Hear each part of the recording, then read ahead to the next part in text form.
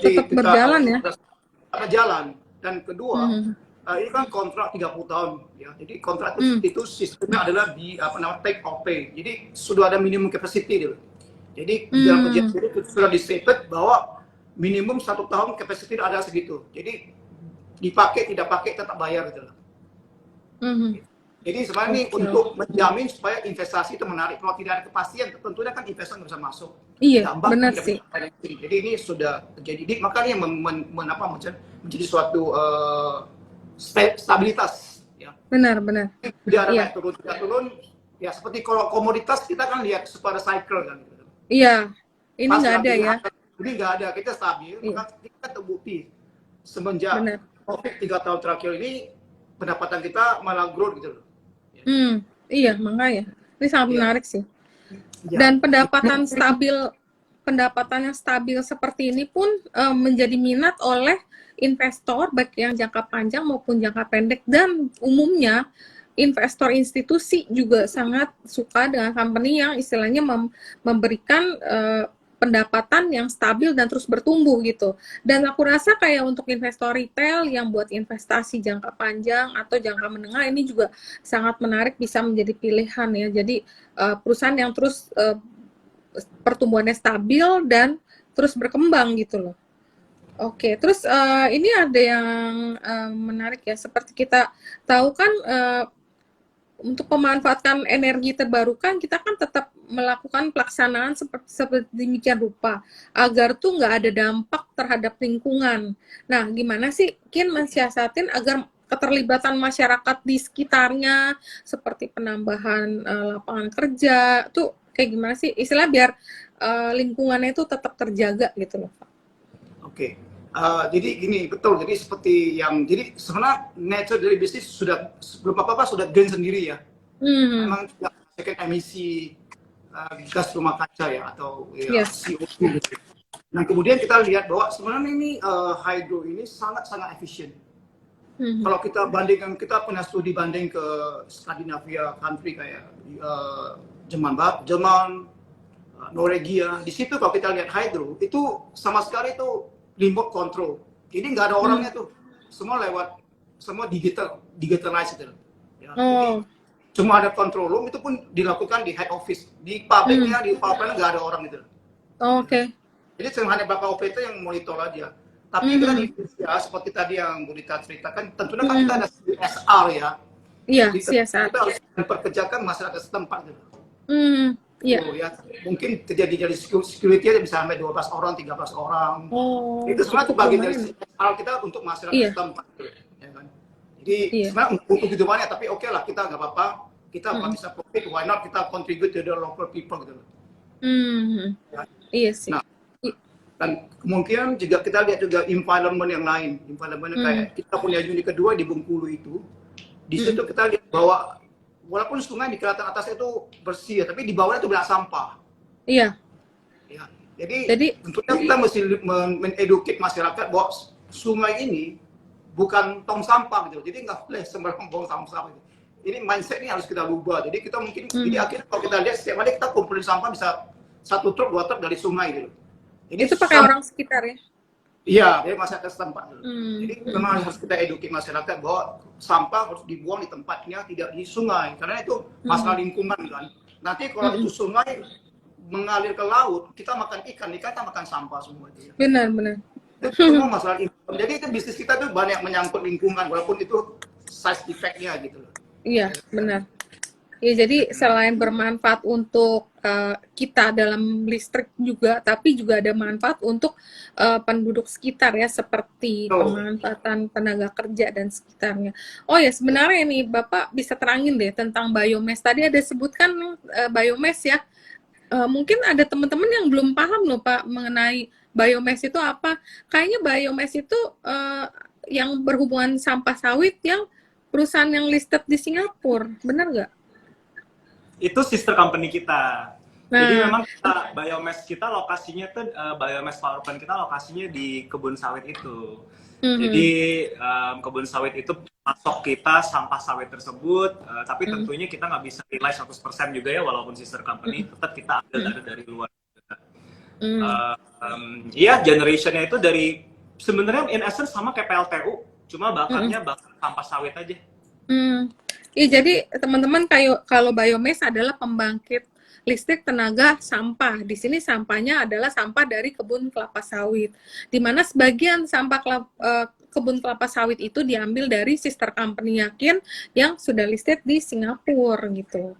Oke, ini juga untuk teman-teman yang belum paham mengenai biomass. Nah, terus yang pertanyaan nanti aku akan jawab ya setelah ini. Kemudian aku mau nanya juga nih ya, seperti, nah ini yang menarik nih mengenai akuisisi dari TEPCO nih. Pada bulan Februari 2022 kan ada berita bahwa TEPCO mengakuisisi 25% saham Kencana Energi senilai 394 miliar. Kenapa sih milih TEPCO yang merupakan BUMN perusahaan listrik terbesar di Jepang? Padahal nih seperti kita tahu nih, perusahaan yang mau masuk ke renewable energy seperti KIN ini banyak gitu, perusahaan-perusahaan besar, kelas-kelas konglomerasi itu udah sangat aware about the future of renewable energy, jadi banyak sekali yang ingin masuk ke perusahaan seperti KIN, di mana KIN sendiri udah perusahaan udah cukup stabil karena udah berdiri cukup lama, istilahnya udah siap jalan. Itu paling seneng tuh kalau namanya investor-investor besar. Nah, kenapa sih milihnya TEPCO? Bisa ceritain nggak, Winston mungkin? Jadi waktu itu dari awal kita IPO itu tuh kita sebenarnya dari awal udah ada project pipeline. Waktu kita masih baru 18 megawatt aja, kita tuh udah ada project pipeline yang udah siap kita bangun tuh 200 megawatt. Sampai sekarang ini angkanya udah sekitar 500 megawatt project pipeline-nya. Benar. Kita ngerti lah keterbatasan kita. Project 18 megawatt mana bisa sih bisa sampai bangun 200 megawatt gitu. Jadi dari awal itu kita ada strategi untuk satu, kita harus meningkatkan kita punya visibility orang luar gitu, supaya mereka lihat ini perusahaan ini kredibel dan bankable gitu kan. Satu, kedua juga kita mau ada akses terhadap funding dari luar negeri, bukan hanya harus bergantung dari dalam negeri gitu. Jadi setelah kita IPO, kita udah ada sedikit credibility, udah ada nama, udah ada benderanya lah. Terus pada saat itu mulai banyak tuh calon-calon partner yang tanyain mau join kita lah intinya. Tapi yang the one that caught our eye the most is actually TEPCO. Karena TEPCO itu kalau nggak salah sekarang dia 63.000 megawatt dia di Jepang. Terus hydronya aja sendiri, hydronya sendiri 8.500 mega gitu loh. Jadi for us kita melihat bahwa ini yang kita butuh gitu. Kita butuh sebuah partner yang bisa grow, bisa fuel our growth. Jadi yang dari partner ini yang kita minta itu tadi ya, satu kan access to funding. Tapi yang paling penting adalah dia itu bisa bantu kita execute project execution excellence gitu. Terus yang kedua adalah begitu project itu selesai sendiri adalah operational excellence dari segi pengoperasian pembangkitnya. Jadi kalau kita lihatin dari beberapa, ada yang financial investor, ada yang infrastructure investor yang bukan listrik. Tapi jadi kita ngeliatin yang paling cocok ini adalah TEPCO, and we are truly honored to be one of to be partners with them lah. Iya, benar sih. The way we see it, the synergy is with them. Mereka itu kan yang tadi ya ada operational excellence sama construction excellence. Kita ini kan sebenarnya baru 60 megawatt sekarang ya. Kalau bandingin sama mereka 8.000 itu jauh sekali gitu.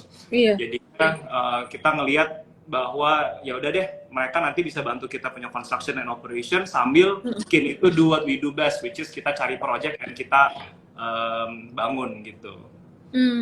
Sama mungkin bisa absorb mereka punya teknologi juga ya, karena Jepang kan pasti teknologi jauh lebih advance daripada kita nih, yang istilahnya jauh banget ya. Bener, apalagi kita juga baru 60 megawatt, pengalaman kita juga baru 60 megawatt, sedangkan pengalaman mereka 8.000 kan they've seen a lot more than we have gitu. Iya, it's a good partner sih actually. Oke. Ya, sebenarnya aku juga pernah dengar memang ada satu big group juga yang tertarik ya pada saat itu ya. Cuman kebetulan Ken lebih memilih TEPCO yang memang udah punya pengalaman begitu banyak. Jadi bukan cuman partner, tapi yang bisa bantu karena mereka udah sangat berpengalaman di sini ya. Yeah, even they are very serious untuk bisa jadi value add ke Kin. Mereka sampai ada taruh satu direktur dan juga taruh satu komisaris di kita. Nggak tanggung-tanggung ditaruh itu technical director gitu loh. Wow. Jadinya cocok banget lah sama kemauan kita. Nah, siapa tahu nanti bisa lebih besar lagi share di sana. Oke. Nah, terus ini ada yang menarik juga. Kalau aku invest, kadang aku suka perhatiin juga, kalau buat invest ya, perusahaan itu baiknya yang tingkat rasio utangnya rendah. Nah, di mana neraca Kin ini termasuk yang cukup baik dengan rasio utang yang hanya 0,47 kali. Hal ini kan memberikan banyak ruang untuk ekspansi. Nah, kalau orang istilah utangnya masih kecil, mau minjem dana buat ekspansi itu masih banyak deh. Kalau utangnya udah tinggi tuh udah susah gerakan istilahnya. Nah, kira-kira ada rencana ekspansi apa sih ke depannya? Ya, Bu Rika, seperti yang kita ketahui bahwa memang tadi kita lihat ya, untuk bisnis IBT ini kan sangat promising ya, sangat menjanjikan untuk jangka panjang gitu. Iya, benar. Yang kedua, kita lihat bahwa dukungan pemerintah tuh sangat kuat terhadap IBT saat ini. Dengan beberapa kebijakan gitu. Kemudian kita lihat bahwa tren global dunia itu sudah menjujuk pada IBT semua gitu loh. Iya, ya. Benar. Nah, jadi mau nggak mau Indonesia juga akan menuju ke sana. Kita lihat bahwa dalam rencana bisnis plan PLN 10 tahun ke depan itu akan membangun sekitar 20.000 megawatt IBT gitu. Ya kan, 20.000. Kalau 20.000 dalam waktu sekitar 10 tahun, berarti kan setahun kurang lebih sekitar 2.000 megawatt. Nah, untuk itu kita sih nggak mulu-mulu, kita cuma ambil peran dalam waktu jangka pendek 2-3 tahun itu ada 500 MW gitu loh. 500 MW. Jadi kita lihat bahwa ini kan suatu jumping yang sangat besar ya. Dari sekarang posisi 60-50 ke 500 sampai 4 kali 5 kali gitu. Iya, benar. Tentunya seperti tadi yang gue jelasin itu, tentunya kan kita sadar bahwa untuk mencapai growth yang konsisten nih, yang dengan 30% setahun itu kita butuh partner yang kuat gitu. Jadi itu satu butuh. Kenapa kita pilih Tepco? Terus terang aja sebelum kita pilih Tepco, ini ada 4 atau 5 konglomerat nasional yang approach kita gitu loh.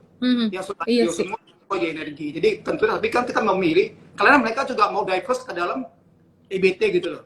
Ya, kita lihat banyak perusahaan-perusahaan yang dibuat juga sekarang mulai diverse ke EBT gitu. Nah, iya benar. Kita tahu bahwa kita sudah di EBT, mereka mau gandeng kita bersama gitu loh, untuk sama-sama ke sana gitu. Tapi tentunya kan kita pilih yang Tepco kan sebagai yang sudah terbesar di Jepang gitu loh. Dan mereka juga punya kan gitu. Itu jadi maka kita harapkan Tepco masuk itu bisa memperkuat kita secara teknologi, akses financial yang lebih murah, kemudian juga lebih memperkuat GCG kita gitu loh, risk management.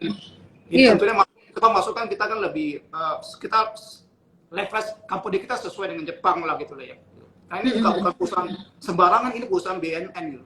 Jadi mungkin lebih ketat daripada swasta Jepang yang lain gitu. Iya. Dan mereka juga istilahnya juga nggak mungkin sembarangan milih partner ya. Karena mereka BUMN pasti seleksinya juga sangat ketat ya.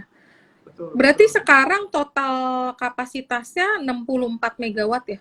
Benar ya? Iya, betul. Jadi tahun ini terjadi berbagai corporate action dalam waktu yang bersamaan. Pada saat di bulan Februari itu Tepco masuk hampir 20%, dan kita juga akuisisi satu proyek 10 MW ya. Dan juga tadi lagi seperti tadi yang Weston sudah jelasin bahwa kita juga akuisisi biomass yang 5 MW di Bangka yang punya sister company gitu loh. Di mana sister company kita kan adalah fokusnya di core business kan di plantation gitu. Jadi sekarang kita fokus masing-masing yang berbisnis listrik harus kembali ke listrik gitu. Jadi makanya kita akuisisi itu power plant yang masih ada di sister company supaya ini mereka yang diakuisisi itu masuk yang 64 megawatt atau masuk yang pipeline yang 500 megawatt? Ini kan sudah COD, Bu Rita, kan sudah operasi. Oke. Itu tidak masuk karena terjadi. Jadi kita masih banyak sekali potensi ke depan karena sister company kita itu yang agro plantation itu mempunyai 60.000 hektar. Jadi kita bisa menggunakan waste mereka itu ya untuk bikin biomass, ya kan? Dia punya waste dari CPO-nya bisa kita gunakan untuk bikin biomass, bisa juga bikin biogas loh. Itu potensi ke depan. Karena kalau untuk bikin biomass, yang penting adalah secure daripada fixed stock gitu. Oke. Ya, Iya sih. fixed stock. Karena dia ada fixed stock kan gitu. Ini harus secure. Jadi untuk itu harus punya satu grup. Karena enggak kita nggak bisa supply kontrak long term, suatu saat dia harga bisa naik gitu. Kayak batu bara. Iya. Ya, Iya gitu. benar. Jadi itu yang harus kita secure, kemudian juga teknologinya harus kita secure gitu. Nah ini kita mempunyai potensi ke depan dan juga sister company ini mempunyai lahan yang besar dan bisa kita gunakan juga suatu saat untuk kita kembangkan solar PV gitu. Jadi ada plan bisa kita gunakan untuk solar PV. Karena kita lihat bahwa pemerintah juga sangat fokus pada solar PV gitu. Iya. Win. Oh, oke. Iya nih, mungkin kalau teman-teman yang belum tahu, sekarang yang udah operasi ya, berarti udah beroperasi tuh 64 megawatt ya. Iya. Dan yang sudah beroperasi itu 18, 21, 10, 5. Jadi berapa tuh? 54. Oh, 18. Oke, 18, 21, 10 sama 5 ya itu ya. Iya, lalu yang sedang under construction. Oh, oke. PLTM. PLTM or di Hulu itu baru kita acquire itu bulan Februari ya. Tapi kita udah mulai construction sekarang kayaknya udah roughly 40% ya. Itu 30-40% itu 10 megawatt jadinya kurang lebih akhir tahun depan lah.